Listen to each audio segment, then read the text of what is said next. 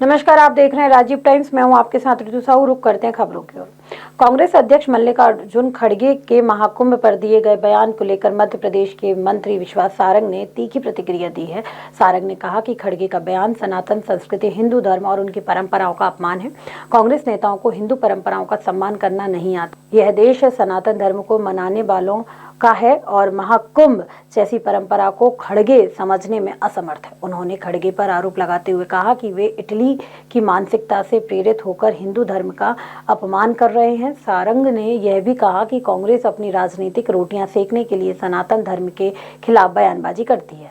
हिंदुओं के का मजाक उड़ाना, हमारी परंपराओं को तिलांजलि देकर उनके प्रति अश्रद्धा स्थापित करना, ये कांग्रेस का एजेंडा है।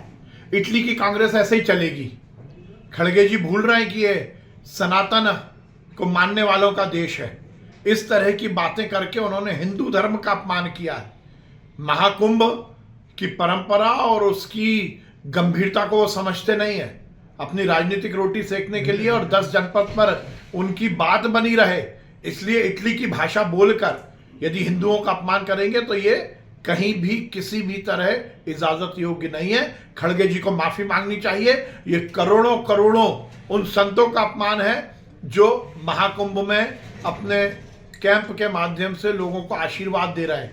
ये हमारी परंपरा का अपमान है, ये हमारी संस्कृति का अपमान है, ये सनातन धर्म का अपमान है, ये हिंदू मतावलंबियों का अपमान है। और ऐसा करके खड़गे जी फिर ये बात स्थापित कर रहे हैं कि इटली की कांग्रेस हिंदुओं का अपमान करती है।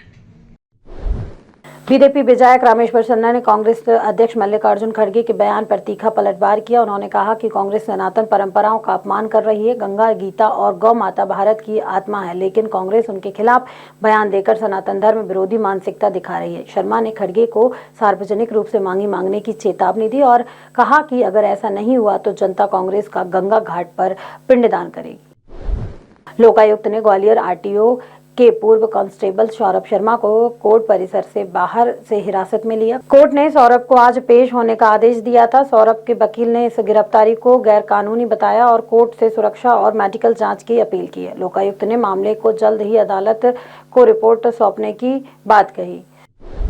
भोपाल में कांग्रेस अध्यक्ष खड़गे के बयान पर विवाद बढ़ गया है। मंत्री विश्वास सारंग ने कहा कि कांग्रेस सनातन परंपराओं का अपमान कर रही है। उन्होंने कहा कि कांग्रेस का हिंदू धर्म विरोधी रुख अब स्पष्ट हो चुका है। कांग्रेस नेताओं को सनातन परंपराओं का सम्मान करना चाहिए। कन्नौज में 76वें गणतंत्र दिवस पर भारतीय स्टेट बैंक शाखा ने झंडा बंधन में लापरवाही का मामला सामने आया है। शहीद भगत सिंह सामाजिक मंच में अध्यक्ष अनिल नागर ने इस मामले की जानकारी दी। एसडीएम प्रवीण प्रजापति उन्होंने तुरंत नायब तहसीलदार राकेश यादव को मौके पर भेजा। नायब तहसीलदार ने बैंक कर्मचारियों से झंडा बंधन कराया। एसडीएम प्रजापति ने मामले को गंभीरता से लेते हुए नायब तहसीलदार से प्रतिवेदन मांगा है। इसके आधार पर बैंक प्रबंधक को कारण बताओ नोटिस जारी किया गया है। राष्ट्रपति पर्व पर लापरवाही को लेकर प्रशासन सख्त कदम उठाए जा रहे हैं। 2009 बैच के अफसर मनीष सिंह को मध्य प्रदेश शासन में परिवहन विभाग और जेल विभाग के सचिव के रूप में नियुक्त किया गया है। उन्होंने मध्य प्रदेश परिवहन निगम के प्रबंधक संचालक और इंटर स्टेट ट्रांसपोर्ट अथॉरिटी के मुख्य कार्यपालन अधिकारी का अतिरिक्त प्रभार भी सौंपा गया है। मनीष सिंह ने अपनी प्रशासनिक क्षमता और कुशलता से अब तक विभिन्न विभागों में उत्कृष्ट कार्य किए हैं। उनकी नियुक्ति से परिवहन और जेल विभाग में सुधार और नई योजनाओं के क्रियान्वयन की उम्मीद की जा रही है। मध्य प्रदेश के छोटे छोटे गांवों और कस्बों में रहने वाले कुछ युवक और युवतियां अपने परिवारों के सपनों को पूरा करने के लिए विदेश में बेहतर भविष्य की तलाश में निकले थे। वीजा पर विदेश गए इन लोगों को उम्मीद थी कि वहां अपनी मेहनत से कुछ कमाएंगे और अपने परिवार का नाम रोशन करेंगे, लेकिन अब जब इनकी वीजा की मियाद खत्म हो गई तो वे लौट कर नहीं आए, जिससे चिंता सताने लगी है।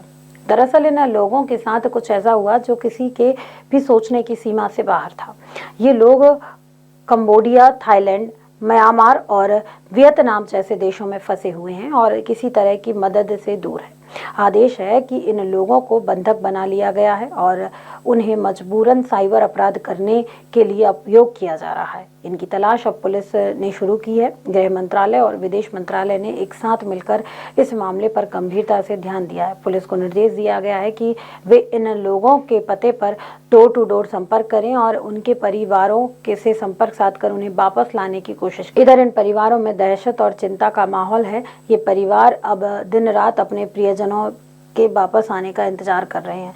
पुलिस अधिकारी बताते हैं कि इन लोगों को किडनैप करके साइबर स्लेवरी के जाल में फंसाया जा सकता है। अब पुलिस प्रशासन ने इस मामले को लेकर ठोस कदम उठाए हैं। उम्मीद जताई जा रही है कि जल्द ही ये लोग अपने घर वापस लौटेंगे और एक भयानक अनुभव से बाहर आ पाएंगे।